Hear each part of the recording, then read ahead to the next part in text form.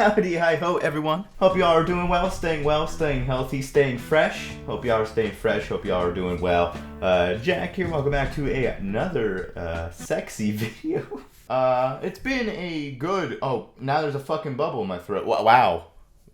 Hope y'all are staying fresh, staying well. Today we're gonna be talking about the future of racing games and specifically arcade racing games. As we now enter the 9th generation of racing games, I thought today would be a good time since it is the beginning of the year and the beginning of the generation, and there are some awesome racing games, hopefully good racing games on the way coming this year. Hopefully we get another Horizon game. Hopefully GT7 comes out, which I won't play because I don't have a PlayStation 5. Need for Speed 2021, and maybe even Test Drive Solar Crown, who knows. So with the possibility of there being a lot of racing games coming out this year, I want to talk about something that I would personally love to see come to racing games and become standard in arcade racing games within the next generation, something I think will happen. One of my favorite racing games from the past generation is Assetto Corsa. Now, the game on its own really isn't that groundbreaking, but it allows for two things that I feel are really important: modding support and virtual reality support. The modding keeps the game consistently fresh, and the virtual reality makes the game super immersive. The last generation saw VR break into the racing game space, with games such as the aforementioned Assetto Corsa, its brother game Assetto Corsa Competizione, Dirt Rally and Dirt Rally 2, Project Cars, and even Need for Speed No Limits supporting virtual reality.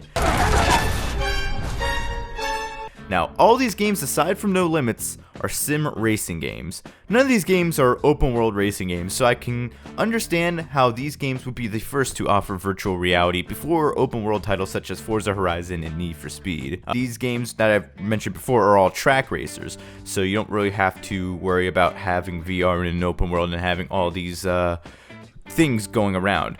Open world games are notoriously very resource heavy. And because of these limitations, the developers for Forza and Need for Speed may not really be looking at virtual reality as a feature in their franchises. But I'm kind of here to give my thoughts as to why I feel that virtual reality should be brought to either Forza or Need for Speed in some form. Now, let's start with immersion. It's something I already kind of touched on, but immersion is a big deal when it comes to video games. Let's face it, the real world sucks. A large reason we play video games is to escape the real world for a bit, and nothing does that better than virtual reality.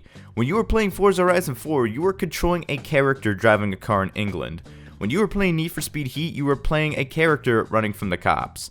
However, when you were playing Dirt Rally 2 in VR, you are the one in the rally car. You would get to experience being in a rally car, and you get to experience the type of experiences you get to experience when you're running a rally.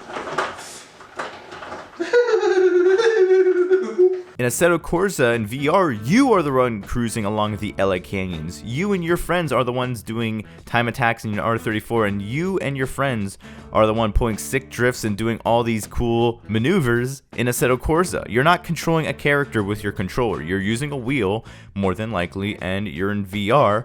You actually feel like you are there. Oi, tell me that turn wasn't sick. It was so sick, bro. Bruv, well, fucking where's Wally's in there? Found where's Wally, bruv. He's in the fucking shed behind me. It's treasure number 2.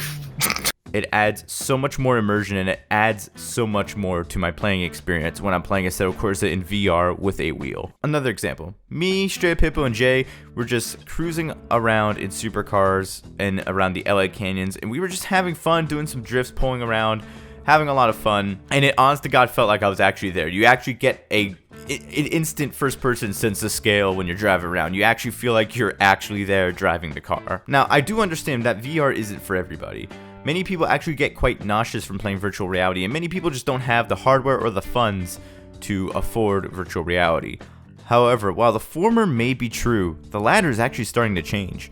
VR is becoming a lot cheaper. You can get the Oculus Quest 2, which is the brand new Oculus Quest, VR, for like $300. Obviously that's still a lot of money in a lot of people's eyes, but it's a lot cheaper than what VR was just even a few years ago. Back when games like Assetto Corsa were just coming out, and even into the late 2010s, virtual reality was just filled with early adopters and developers. However, the VR landscape is very much starting to change. VR software and hardware is becoming more and more expensive and more mainstream, as opposed to even just a few years ago in like 2018, 2017. We're seeing more and more blockbuster games such as Medal of Honor, Above and Beyond, and Half-Life Alyx being released solely for VR. No longer are VR games just like simple games. They are now full-blown experiences.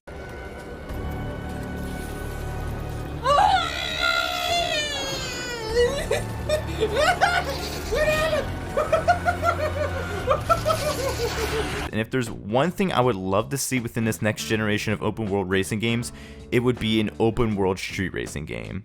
Either built strictly for VR or coming with a game with VR capabilities. The closest thing we have to an open world virtual reality racing game is Assetto Corsa with the free roam maps such as the excellent LA Canyons and the awesome and super immersive Shutoko Expressway system. But imagine the immersion of running from the cops in Need for Speed or racing around the Horizon Festival in Forza Horizon with your friends. But instead of controlling a character doing said actions, you were in the driver's seat and you were actually at the Horizon Festival. It's possible, and it's something I hope that we see this generation. Just to kind of further facilitate my point, I'm using big words now, this right here is my OG Oculus Rift. I believe this is the first commercially available model that wasn't intended for only developers, really. And just look how bulky it is. It's very bulky, it has speakers on it, it's connected to wires. It's just a big mess here, you see? And you also need the stations. You need to set those up around your setup. As I hit my mic, you need to set up those stations around your setup in order for it to track where you are. It's just big, bulky, and this actually only came out a couple years ago. Which is a bit nuts. And compare that to the Oculus Quest 2, which came out in 2020.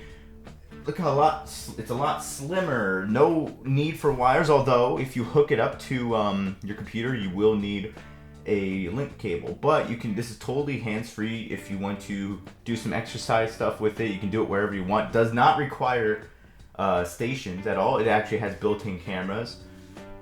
And it's just insane to think how these are only like 2 to 3 years apart, these two headsets. And it really speaks volumes of how far VR technology is going, and just how far VR technology will be 5 years from now, 10 years from now. I believe that in the next coming decade, wearing VR, we'll be wearing VR goggles that are more so like wearing glasses.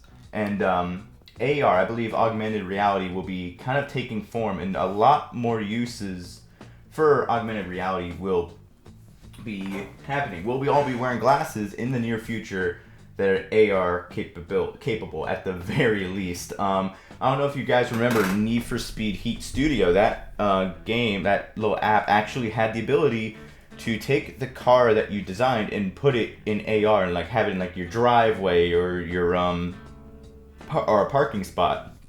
Very underrated feature, I believe, in my personal opinion.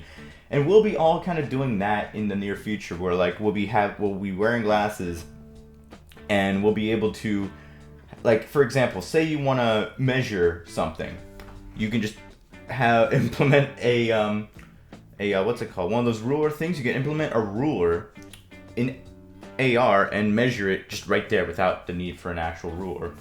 Stuff like that, I believe, is the future, and I honestly believe that the more and more we get towards that future, the less and less bulky these will be, and the less and less powerful, and the less and less power will be needed to supply these things. And I believe that more and more games will support virtual reality in the future. So that's kind of where I'm going with this video. I'm really excited for the future.